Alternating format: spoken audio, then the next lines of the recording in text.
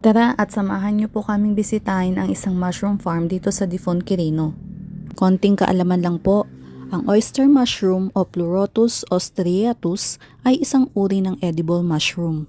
Kilala ito sa malapad at hugis talulot o oyster-like na cup nito, na karaniwang puti, cream, gray o light brown ang kulay.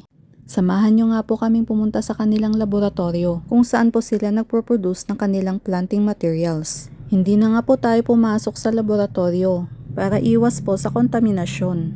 Ito at narating na nga po natin ang kanilang mushroom fruiting house kung saan dito po nila pinapatubo ang kanilang mushrooms. Mas malamig nga po pala ang klima dito sa Quirino kumpara sa atin sa Isabela. Nandito na nga po pala tayo sa bungad ng kanilang mushroom fruiting house. Kung pansin nyo ay maraming kusot dito o sawdust. Ito kasi ang silbing media o dito pinapatubo yung oyster mushrooms. Ito nga po at nadatnan naming madami na silang nagawang fruiting bags. Dito nga po pala ang kanilang preparation area. Dito po nila in-sterilize itong mga gagamitin nilang fruiting bags gamit ang isang steamer. Papunta na nga po pala kami sa fruiting room kung saan kinokontrol ang humidity, temperature, ventilation at light para sa magandang pagtubo o paglaki ng mushrooms.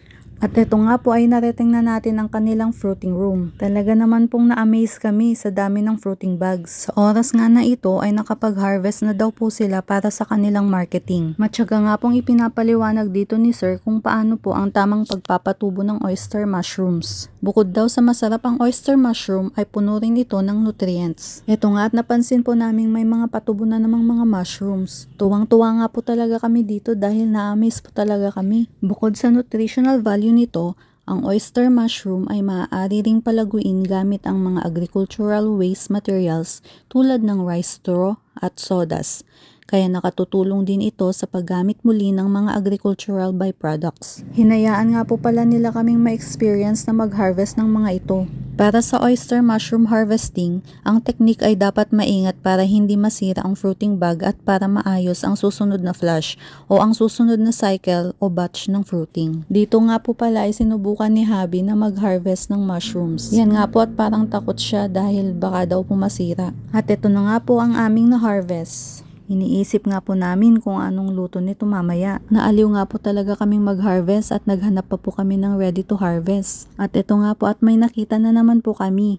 Pagkatapos nga daw po palang anihin, bibigyan ng tamang conditions ang bag para muling mamunga. At ito nga po ay mukhang hirap si Habi sa pagtanggal sa isang ito. At ito nga pong isa ay wala naman pong kahirap-hirap tanggalin, bigla na lang pong nahulog. Ito na nga po ang ating na-harvest. Hanggang sa muli mga kabukid, maraming salamat po sa panonood sa aming vlog.